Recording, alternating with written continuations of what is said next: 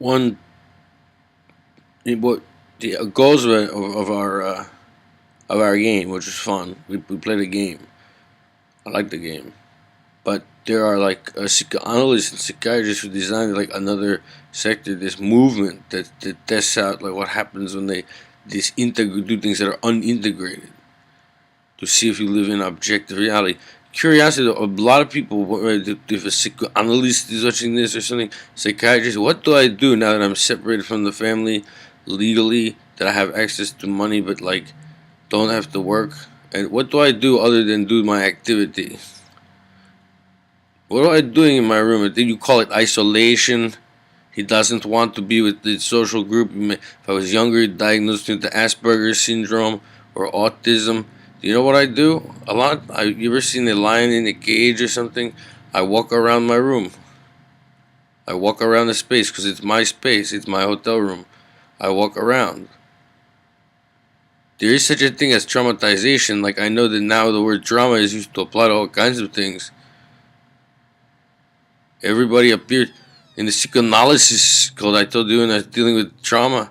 She said, I think everyone in here is traumatized.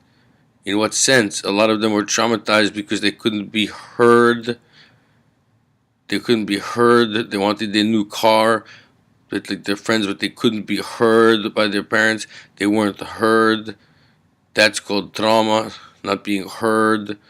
They disintegrate the meanings of words. I walk around my room. So you go to the zoo, see what the natural behavior is of like a lion or something. I'm walking around my space. This is my space. That makes me feel safe. The psychoanalysts, the social scientists, like they actually do want to know what you're doing when you're doing what's called isolation from the social group. You see, I think a lot of social scientists like maybe unable to be alone in silence. That they have like they don't think that's not their nature.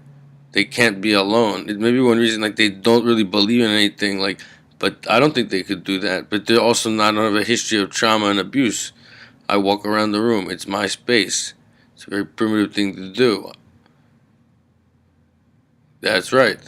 That's human nature. You want to change it. You want to build like a new Soviet man or something. That's your utopian project. But this is what I do. It makes me feel safe to walk around my room at this time. You believe that to be a negative behavior of a mentally ill person. Who are you to say? You've monopolized expertise on what? You never tell us, but we know you are apparently do things that are unintegrated and accuse people of doing things that represent mental illness that have to be changed. What right do you have to do that? Where does your authority come from? I don't know. You're in a movement. I'm not angry at anyone, and I hope no one is angry at me, but this is what someone who survived it talks about, the psychoanalysis in your movement. That's what's going on behind the closed door when the person you like accuse of like doing, I don't know, you perceive there's something wrong with the individual. I walk around my room, it makes me feel safe. Pace around the room.